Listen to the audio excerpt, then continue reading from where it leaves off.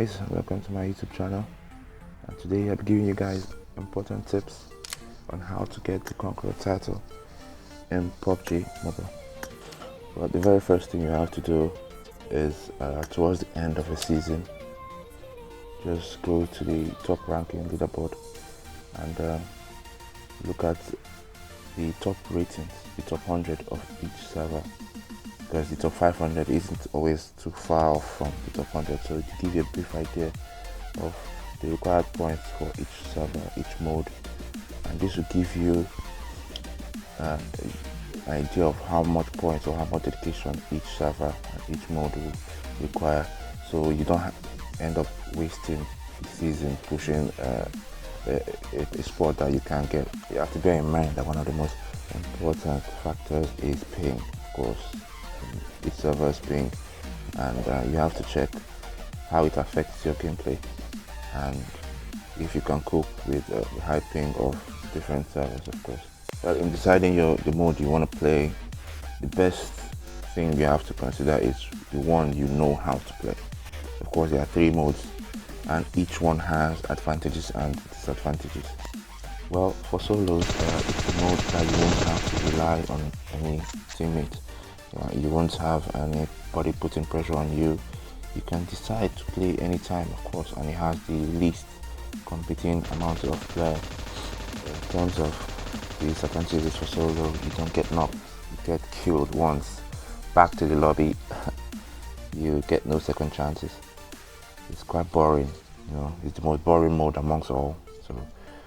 And you also have to contend with teamers, and difficult also. Killing hackers in solo, more difficult.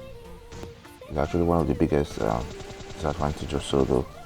Imagine fighting 5 people at once, 5 people teaming up, or 4 people teaming up, or 3 people teaming up.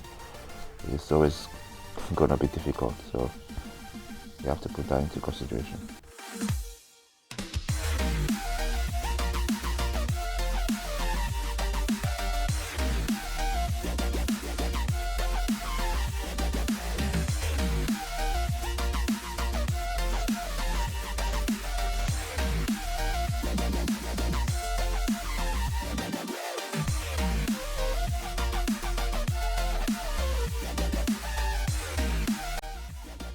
For the duo, you have a teammate, and you guys are gonna share tactics, support.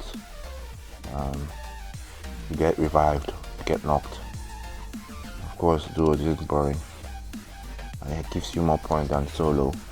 But you're always gonna get bonus points if you're gonna revive or get revived and use up more medkits. Of course, it has its advantages. It is more competitive than the solo. You have more players fighting for the top 500, and you will need to have a good teammate if you want to get through pushing. And your teammate could add pressure on you if you're kind of person that gets pressured by players. It could affect your playing style. If you're pushing ranking tools, it's always good to have one teammate. It's never a good idea to play with randoms because they are very, very unpredictable. And it's also good to have one teammate. It's not good to have like 3 or 4 teammates that you can be switching on and off, because each player plays differently. And switching tactics while pushing rank is really not a good idea.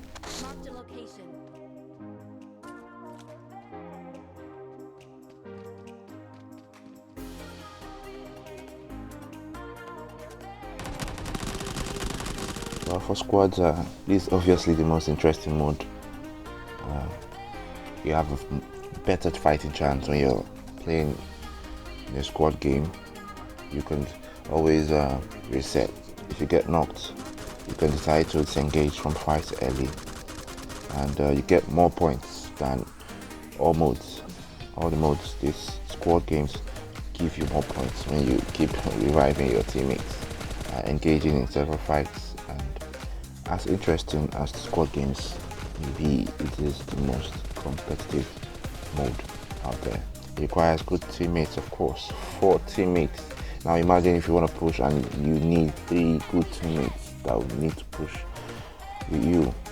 sometimes it could be a bit stressful looking for teammates. I want to push, I want to push, I don't want to play for fun, I want to push. And that could really set you off. And if you have teammates yelling over the mic, it could add more pressure on you too.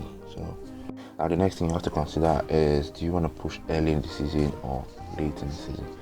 I personally think it's always better to push early in the season, because that would set you up to enjoy the rest of the season. Pushing late, there's no guarantee that you're going to get it. So the best thing you have to do if you're going to push early, the smartest thing to do is to play the mode or the server you've picked the previous season. Like, you can push from bronze to, let's say, silver or platinum tier. It's always better that way than starting from bronze to push a full season. It's quite tough. Now the next thing is playing styles. Different players employ different tactics and different strategies throughout the pushing campaign. So you have to know which playing style to use and what playing style not to use at certain stages of the game. Now the first set of players are called the survivors. The survivors employ the passive playing style, which requires you to be more patient. Some people call it camping though. It's engaging from early fights, not looking at your KD, rotating mostly in the blue zone, spending more time in the blue zone, and for you to do that you have to pick up a lot of medkits. Maybe few ammo, you can sacrifice ammo, because you know the survivors don't engage in lots of fights. They want to take it to the final zone, get placement points or survivor points, and finish in the top 10. Avoiding hot drops, places like Bootcamp, Pochinki, Picado, and avoiding loot drops and air drops. The next type of players are called the destroyers, and they use the aggressive playing style. Destroyers are very confident and very skillful. Now the destroyers are all about taking risks and getting kills. They want to prioritize ammunition, very few medkits, because they keep looting as they go, as they fight. If they kill their opponent, they loot up from there, they land at hot drop, and they fight early, going for airdrops and flare drops, and of course prioritizing the central zone rotation. My left. When I stop it, your left. Yeah.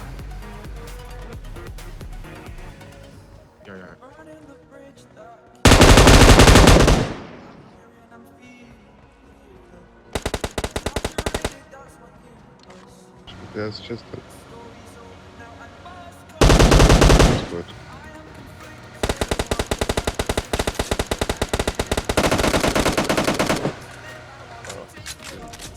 Enemy here. At the drop seat. Yeah. Yeah, I can see him.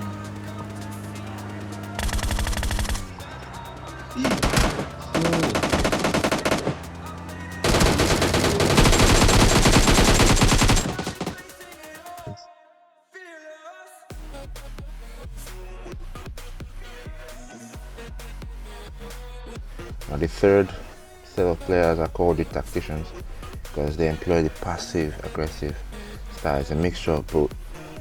Now the tacticians combine both patience and skill, knowing when to take on a fight, knowing when to rotate and disengage, fighting only when necessary.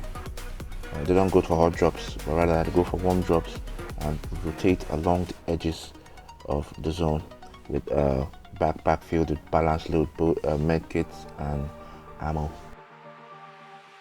So there you have it, guys. Which kind of player are you, and which mode do you like playing?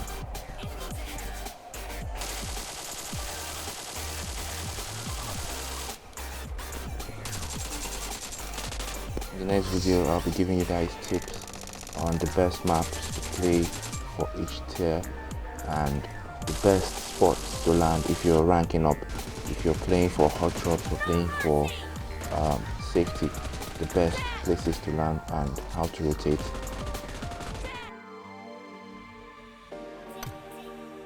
So guys, if you found this video helpful, please leave a like, and if you have any questions or inquiries, please leave a comment in the comment section below. See you in my next video, guys. Thanks.